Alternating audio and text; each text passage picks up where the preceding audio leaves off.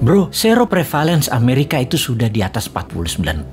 Gila banget nih negara. Informasi ini datang dari seorang sahabat yang 10 tahun terakhir mengajar di sebuah kampus ekonomi di sisi timur Amerika. Dialah yang mengajari Bosman tentang MMT, Modern Monetary Theory. Beliau juga sahabat dari Stephanie Kelton, pejuang konsep ekonomi modern MMT ini, di mana konsep MMT ini dipakai Amerika. Namun yang diajarkan di kampus beda dengan yang Amerika pakai. MMT juga dipakai di Tiongkok, Jepang, Jerman, Inggris, dan saat ini Turki serta Argentina mengadopsinya.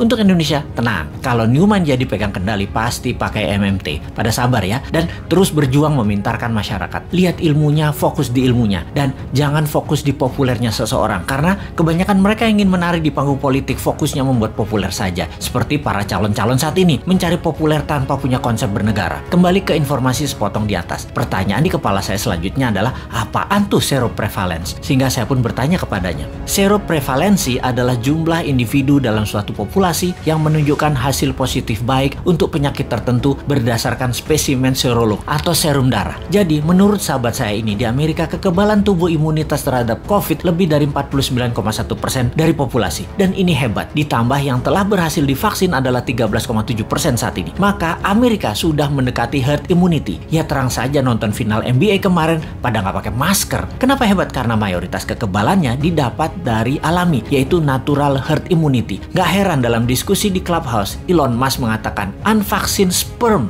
50 years from now are more precious than gold. Yang dalam arti sederhananya adalah sperma manusia yang tidak divaksin lebih tinggi nilainya dibanding harga emas 50 tahun lagi. Oke, wis jangan dipercaya omongan Elon Musk. Itu hanya omongan manusia oportunis. Sing bener pejabat saat ini, maha bener. Kita harus dukung terus demi utuhnya NKRI sampai masanya new mind tiba. Sing sabar ya. Kalau pandemi corona adalah bencana alam natural disaster, maka sesungguhnya kesembuhan alami adalah herd immunity natural juga untuk mengalahkannya. Sungguh, strategi yang terbaik adalah dari alam oleh alam. Kalau COVID adalah man-made disaster. Ada dua strateginya. Nego dengan yang mengendalikan dan ikuti maunya mereka. Atau tantang mereka. Tantang perang puputan. Tantang perang sampai mati. Pakai vaksin sendiri. Pakai imunoterapi. Pokoknya jangan pakai vaksin asing aja. Wani ora. Kalau nggak berani ya seperti saat ini. Ikuti aja protokol globalis. Dilanjut oleh teman saya tadi. Jadi kalau Amerika pakai vaksin mengatasi herd imunitas secara mayoritas itu hoax. Itu hoax. Bener. Pakai vaksin. Tapi hanya minor. Hanya palingan 20-30%an saja, yang 30%an nanti yang alami. Amerika pakai natural imunitas terbanyaknya. Lalu saya bertanya, kalau Tiongkok menangani COVID pakai vaksin ya? Dijawab olehnya, belum tentu. Tiongkok itu rezim komunis, gak ada transparansi dan akuntabilitas bagi siapapun dari luar negeri bisa mengakses kebenaran informasi yang Tiongkok berikan. Siapa yang bisa memverifikasi berita kalau society dibungkam di sana? Banyak ahli-ahli luar Tiongkok mau fact finding masuk ke Tiongkok, gak bisa, ditolak Beijing. Sebaiknya kita tidak consider data Tiongkok sebagai data utama. Semua data dari Tiongkok itu dari pusat partai komunis. Semuanya dialterate, diubah sesuai untuk kepentingan propaganda yang menguntungkan Tiongkok. Bisa saja ternyata Tiongkok juga pakai natural herd immunity, namun dipropagandakannya pakai vaksin. Taunya Tiongkok menyehatkan warganya dengan multivitamin dan mineral, sementara vaksin diekspor keluar sebagai dagangan internasional. Jadi Tiongkok kayak Amerika juga. Jangan-jangan 60%-nya pakai natural herd imunitas, sisanya vaksin. Siapa yang tahu? Banyak negara tergocek globalis cabal agar pakai vaksin mayoritasnya, yang natural imunitasnya dibatasi. Memang tidak deadly atau mematikan menggunakan vaksin itu. Vaksin faktanya memang mengurangi fatality kematian, tetapi sisi lain ya kita jadi korban ekonomi, jadi miskin, kita jadi buyer beliin vaksin terus. Ya semoga salah lagi nih data dari Tiongkok dan globalis kali ini. Tapi data seroprevalence yang dari Amerika mah bener.